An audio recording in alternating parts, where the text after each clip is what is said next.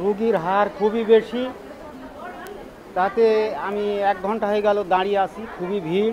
বারান্দায় বসে আছি, ভিতরে হচ্ছে বেড নাই, ফ্লোরেই বসে আছি। দীর্ঘ লাইনে দাঁড়িয়ে টিকিট কাটা, এরপর আবারও অপেক্ষা চিকিৎসা সেবা পাওয়ার। দুর্ভোগের যেন শেষ নেই মেহেরপুরের গাংনী উপজেলা স্বাস্থ্য কমপ্লেক্সে। 1963 সালে প্রতিষ্ঠিত গাংনী উপজেলা স্বাস্থ্য কমপ্লেক্সটি 31 শয্যা থেকে 50 শয্যায় উন্নীত হয় 2006 সালে, কিন্তু সেই অনুপাতে নিয়োগ দেওয়া হয়নি জনবল। হাসপাতালটিতে 26 পদের বিপরীতে আছেন মাত্র 5 জন চিকিৎসক। বন্ধ অপারেশন থিয়েটার ও নষ্ট জেনারেটর। অতিরিক্ত রোগীর চাপ সামলাতে হিমশিম অবস্থা, রয়েছে ওষুধ না পাওয়ার অভিযোগও। রোগীর হার খুবই বেশি, তাতে আমি 1 ঘন্টা হয়ে গেল দাঁড়িয়ে আছি। ডাক্তার আমাকে 5টা ওষুধের কথা লিখছে, আমি স্টোরে আসছি, তারা বলছে স্টোরে থেকে পাওয়া যাবে না। বারান্দায় বসে আছি, ভিতরে হচ্ছে বেড নাই।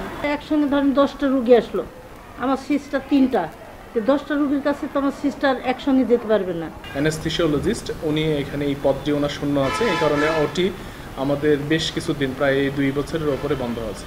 অপ্রতুলতার কথা স্বীকার করে দ্রুত সমস্যা সমাধানের আশ্বাস সিভিল সার্জনের। ঊর্ধ্বতন কর্তৃপক্ষকে জানিয়েছে, আশ্বস্ত করেছেন যে চেষ্টা করা হচ্ছে, পেলে আমরা চালু করতে পারবো।